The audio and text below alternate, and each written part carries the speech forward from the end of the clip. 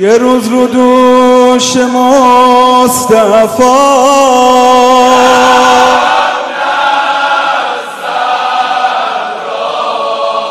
یوم علی وجه سرا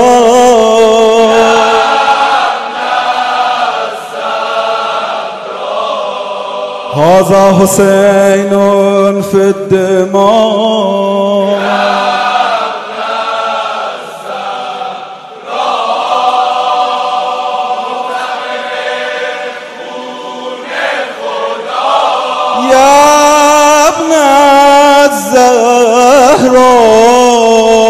अस्सलामुअलैकुम, आप देख रहे हैं ANY न्यूज नेटवर्क। मैं हूं मोहम्मद एहसन।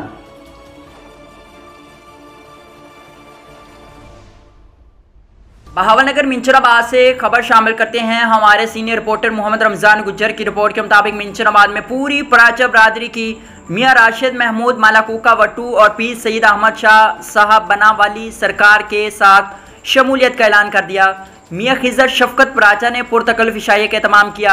मियां राशिद महमूद मालाकूका वट्टू ने कहा कि मैं अपनी वकला बरादरी, अपनी मोहम्मदपुर सुनसारा की बरादरी और गांव वालों का शुक्रिया अदा करता हूं जिन्होंने मेहमान नवाजी कबूल की।